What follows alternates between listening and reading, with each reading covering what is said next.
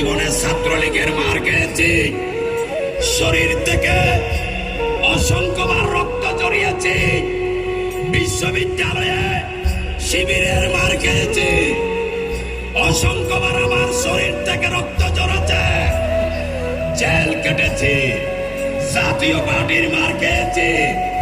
বিগত শেখ হাসিনারা বলে 17 বছর আমার উপর কি জুলুম চলেছে আপনারা জানেন। আমি গন্ডামারার চেয়ারম্যান ছিলাম, চেয়ারম্যানরা সরকারের বিরুদ্ধে যায় না, আমি কিন্তু সেটা মানি নাই। 2020 সালে বাঁশখালীর মানুষ সমগ্র বাংলাদেশের মতো যখন করোনায় আক্রান্ত, ঘর থেকে বের হতে পারছে না, আমি বাংলাদেশ জাতীয়তাবাদী দলের ভারপ্রাপ্ত চেয়ারম্যান তারেক রহমানের ব্যানারে বাঁশখালীর হাজার হাজার পরিবারের সাথে কমপক্ষে 30,000 পরিবারের খোঁজখবর নিয়েছিলাম। কার ব্যানারে? বিএনপি এবং বিএনপির ভারপ্রাপ্ত চেয়ারম্যানের ব্যানারে। যেই কারণে সেই সময়কার আওয়ামী লীগ সরকার আমার সমস্ত ব্যবসা বাণিজ্য ছিনিয়ে নিয়ে গিয়েছিল। প্রিয় ভাইরা, শুধু কি তাই?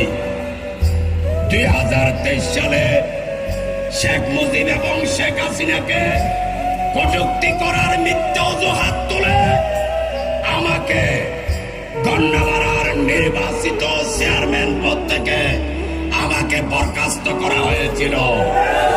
সেই চেয়ারম্যানশিপ গত জুন মাসের 26 তারিখ হাইকোর্টের আদেশে আবার আমি ফেরত পেয়েছি। শুধু তাই, 2018 সালে শহীদ প্রেসিডেন্ট জিয়াউর রহমানের মৃত্যুবার্ষিকী উদযাপন করতে গিয়ে আমাদের এই পেছনে আলাউল কলেজের মাঠে পুলিশ আমাকে গ্রেপ্তার করতে আসে। আমাদের কর্মীরা এই গেটের মধ্যে পুলিশকে ব্যারিকেড দেয়। আমি তখন 24 মামলার আসামি।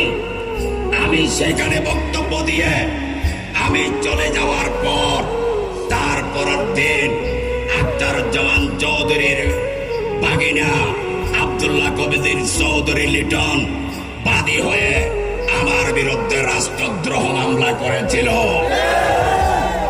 আপনাদের মনে আছে? এর পরের দিন এমপি মুস্তাফিজুর রহমানের পিএস মরহুম চেয়ারম্যান তাজুল ইসলাম বাদী হয়ে শেখ হাসিনাকে গালে দিয়েছি বলে মানহানি মামলা করেছিল। বিএনপি কি শুধু বাঁশখালীতে আমি করেছিলাম? চেয়ারম্যান থেকে বরখাস্ত হইল আমি, রাষ্ট্রদ্রোহ মামলা খাইল আমি, মানহানি মামলা খাইল আমি। এটাতে কি শেষ? 2023 সালের 28শে অক্টোবর ঢাকা পল্টনে পুলিশ মার্ডার হয়েছিল, ঠিক কিনা? সেই মামলায় চট্টগ্রাম কারাগার থেকে আমাকে ঢাকায় রিমান্ডে নিয়ে আমাকে সোনের দেখিয়ে আমাকে নির্যাতন করা হয়। আপনারা জানেন না? এটাতে কি শেষ? আরো আছে। হাটারাজারি থানায় নাশকতার মামলায় আমাকে আসামি করা হয়। বাকলিয়া থানায় আমাকে আসামি করা হয়। কোতোয়ালি থানায় আমাকে আসামি করা হয়। পাঁচলাইশ থানায় আমাকে আসামি করা হয়। আমি তো রাজনীতি করি বাঁশখালী, আমি তো রাজনীতি করি চট্টগ্রাম দক্ষিণ জেলায়। চট্টগ্রাম শহরের রাজনৈতিক মামলাগুলো থেকেও আমাকে বাদ দিত না। সেটা আমার দল কিছুদিনের জন্য ভুলে গেলেও আপনারা কিন্তু মনে রেখেছেন, আপনারা এখানে এসেছেন।